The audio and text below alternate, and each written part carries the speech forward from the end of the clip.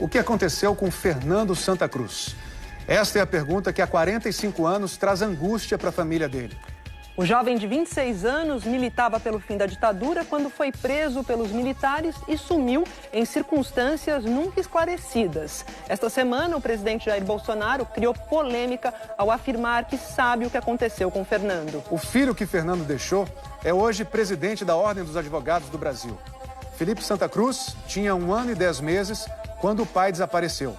Ele procurou a justiça para que Bolsonaro esclareça suas declarações. A reportagem é de Marcelo Canelas. Uma única foto juntos e mais nada.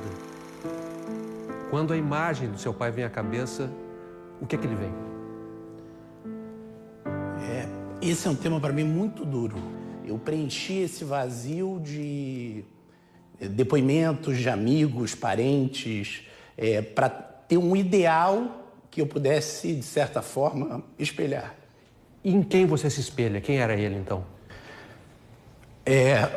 Só um minutinho para ver.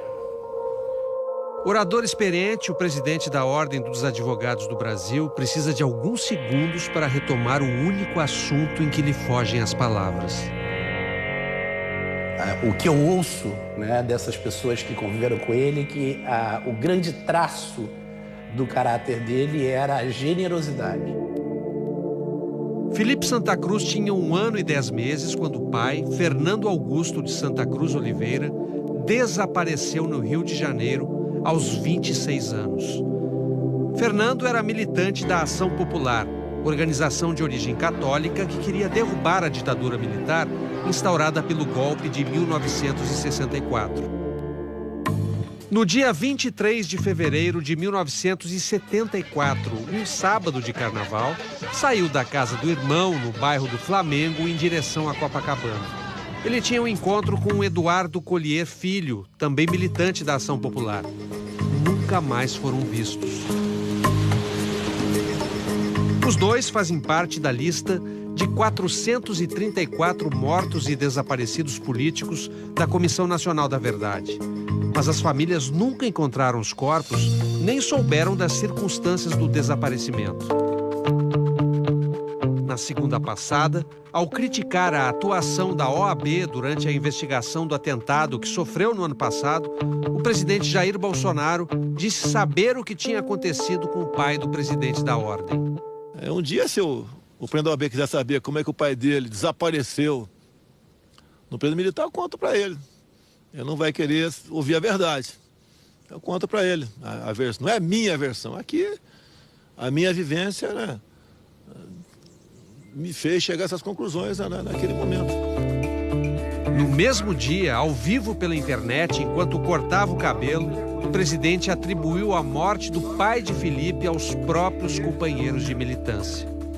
Não foram os militares que mataram, não, tá? Todo mundo tem certeza que haviam justiçamentos. Então, as pessoas da própria esquerda, quando desconfiava de alguém, simplesmente executavam. A declaração do presidente contraria documentos oficiais. A que conclusão chegou a Comissão Estadual da Verdade em relação a Fernando Santa Cruz? Que ele foi sequestrado pelo Estado ditatorial e que esse regime, que durou 20 anos no Brasil, o matou. Qual o documento mais importante, na sua opinião, que comprova isso? É o documento que prova a sua prisão, porque em 79 foi feito um levantamento pelos órgãos de repressão e esse documento cita a prisão dele. O documento do Serviço Secreto da Aeronáutica foi encontrado no Arquivo Nacional por Lilian Gondim, amiga de infância de Fernando, companheira de Ação Popular e voluntária da Comissão da Verdade.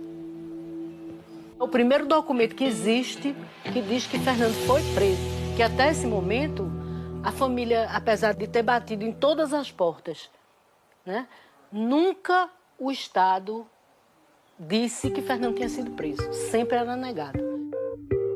Existem 2 hipóteses sobre o destino do corpo de Fernando. Ou teria sido incinerado no forno de uma usina de açúcar em Campos, no estado do Rio, ou enterrado no cemitério de Perus, em São Paulo.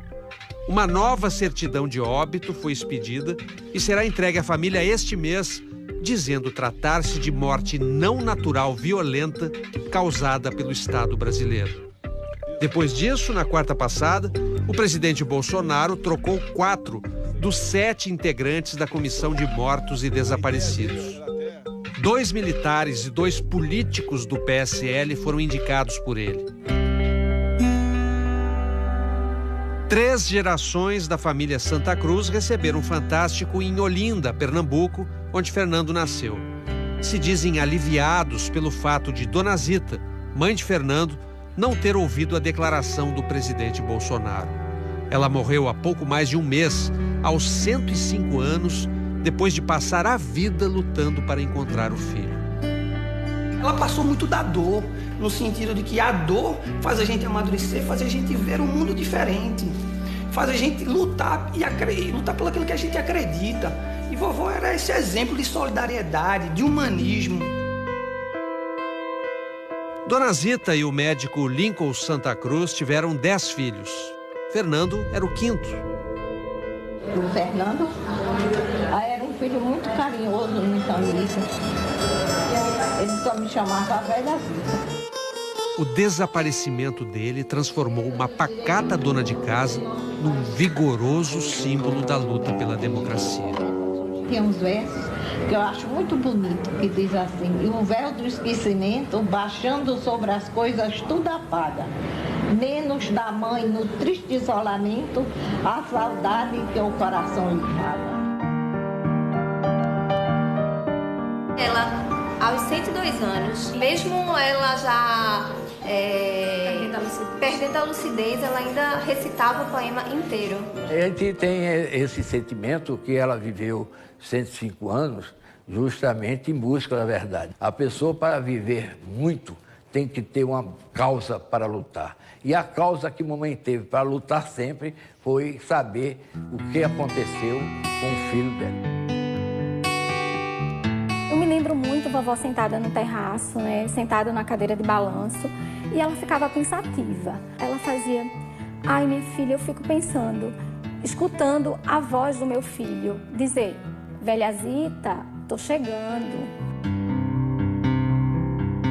Foi nesta casa, hoje alugada por uma loja, que Dona Zita viveu praticamente a vida inteira. Ela nunca aceitou mudar de endereço por acreditar que um dia alguém do governo podia aparecer com notícias do filho. Nem de telefone ela trocou, à espera de uma ligação que jamais aconteceu. As cartas de Dona Zita são famosas na família. Escreveu dezenas para generais, autoridades policiais, ministros, políticos do governo e da oposição, e a todos fazia a mesmíssima pergunta: onde está meu filho? As cartas de Dona Zita foram publicadas neste livro. Em uma delas, ao Marechal Juarez Távora, militar que havia sido ministro nos 3 primeiros anos da ditadura, escreveu: que direi ao meu neto quando jovem se fizer e quando me indagar que fim levou seu pai, se ele não tiver a felicidade de seu regresso? Direi que foi executado sem julgamento, sem defesa, às escondidas por um crime que não cometeu?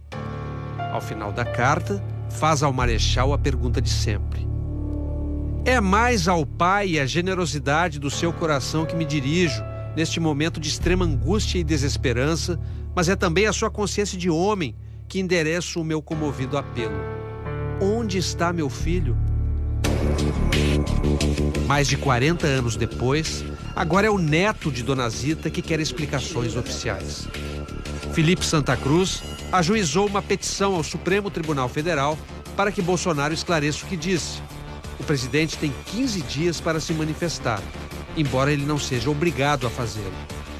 Quase um tapa, quando disse que, se eu quisesse, ele diria o que aconteceu com meu pai. Eu quero. Eu e todas as famílias de desaparecidos do Brasil sempre buscamos isso. Nunca minha avó morreu sonhando que um presidente da República esclarecesse para ela o que aconteceu com o filho dela. O senhor aceitaria um pedido de desculpas dele? Com toda certeza. Para mim, para o meu coração, basta. A minha vida é toda construída em negar o rancor. Porque eu tinha 2 opções na minha vida. Ou viver envenenado com o que aconteceu com meu pai no início da minha vida, olhar para frente, né? Levar na vida o que de belo ele deixou.